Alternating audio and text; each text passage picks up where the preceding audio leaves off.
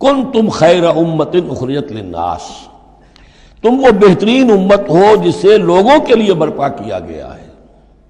یعنی یہ پوری امت مسلمہ اس لیے بنائی گئی تھی.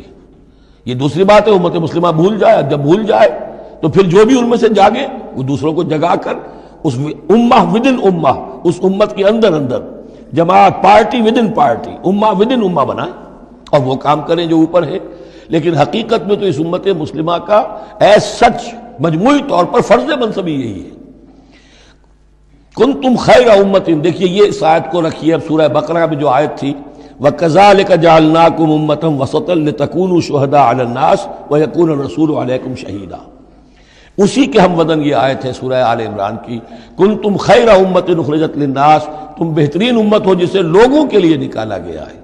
دنیا کی اور قومیں اپنے لیے زندہ رہتی ہیں، اپنی ترقی، اپنی بہتری، اپنی بہبود، اپنی دنیا میں عزت، اپنے دائرے کو بڑھانا.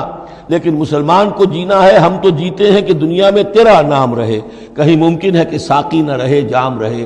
زیادہ سے زیادہ لوگوں کو ہدایت کی طرف بلانا، لوگوں کو جہنم کی آگ سے بچانے کی کوشش کرنا. تمہیں جینا ہے ان کے لیے، وہ جیتے ہیں اپنے لیے.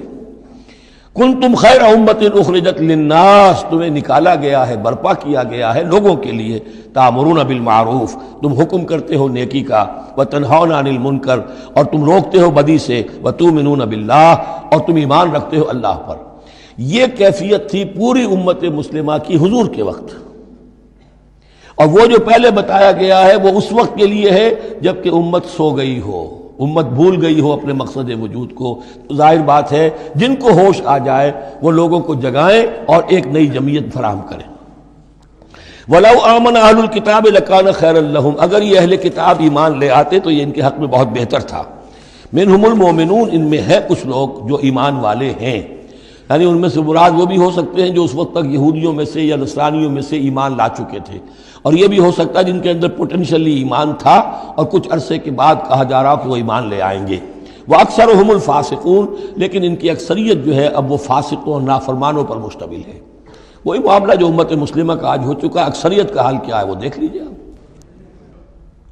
لَن يَضُرُّوكُمْ إِلَّا أَذًى، اے مسلمانوں یہ تمہیں نقصان نہیں پہنچا سکیں گے مگر کچھ تھوڑی سی کوفت، بہرحال تمہارے لیے کوفت کا سبب تو بنتے رہیں گے، لیکن یہ تمہیں کوئی ضرر بالفعل پہنچا نہیں سکیں گے.